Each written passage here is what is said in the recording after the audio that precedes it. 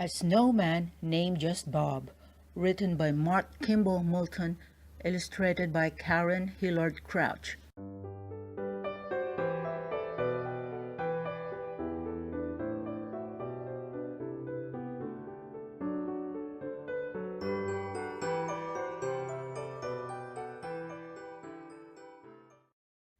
It was late that one Thanksgiving when Bob first came to me. A joyful day of food and fun with friends and family. We'd feasted well, as I recall, on Mother's fine cooked fare, then settled down to rest a while and nap without a care. No one knew what was to be, as daylight grew quite dim, that soon our lives would change so much, simply because of him.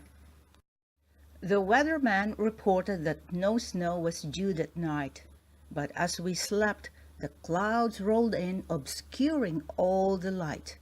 And though that weatherman had tried, he never could have said just what was forming in the sky directly overhead. The moon grew bright, then disappeared, then broke into a laugh. The stars began to dance a jig. The clouds just split in half. In retrospect, I do believe that magic came that night. No ordinary storm, you see, could stir up such a sight. The sky began to whip around, then settled on its way. The wind skipped lightly through the trees, inviting me to play.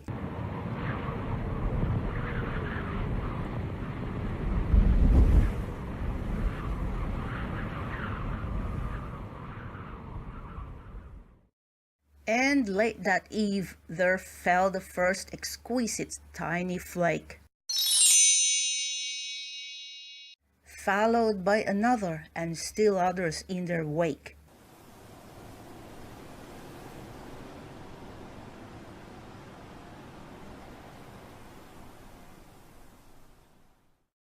And this is when I dare to say that Bob first came to be, as peace fell lightly like a robe over every hill and tree.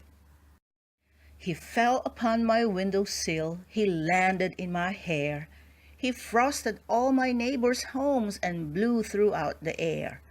Just when it seemed the storm might pass, or at least be quite mild, the moon came out and gave a wink, and then stood back and smiled.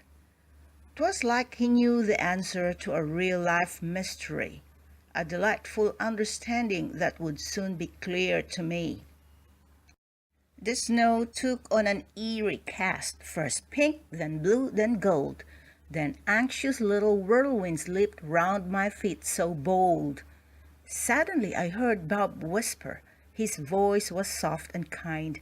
He asked me if I'd help him then, if I was so inclined, to gather up those many flakes and roll them in a bowl, till he could be and be with me in shape and form and all. "But Bob," I cried, "I just don't know where you are in all of these, 'cause all of you is everywhere throughout this snowy nest. You're scattered over everything. How do you recommend that I gather all your goodness up and make a perfect friend?"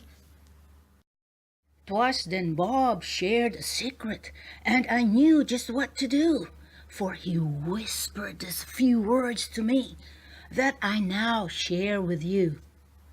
Friendship is a simple thing. The clue is just to start, as long as it is built on trust and love from in your heart. I ran into my mother's house to wake those sleepy folk. I bid them come and help me to roll and pat and poke, and build that grand old snowman and do a right good job to bring to life my special friend, my snowman named just Bob. We laughed and sang and ran about as Bob began to be.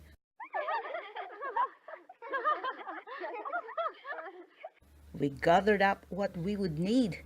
Everything was free. Some coal for eyes, a carrot nose, some sticks, a scarf, a hat. A smile so wide it warmed your heart, a coat, and that was that. Perhaps you may think so far that magic ruled that day, but so far will seem like nothing compared to what was on its way. For this is when our new friend Bob decided to awake. He opened up his twinkling eyes. His belly, it did shake. His voice, I do remember, was something of a dream. His countenance so pleasing, unearthly it did seem. And though you might be doubtful, a talking friend made out of snow? This is what we heard from Bob. He wanted us to know. You've given me my eyes so I might see and blink, a mouth, a hat, a carrot nose, so I might speak and think. The scarf indeed is cozy, it's sure to keep me warm, and thank you all for giving me such a shapely form. I hope it snows aplenty so I might stay and share in all your loving friendship, your thoughtful, tender care. But when it warms or even in spring you miss that I'm not near, put a sign in your front yard that reads just, Bob was here. Well, that was it. 'Twas all Bob said that dreamy starry night.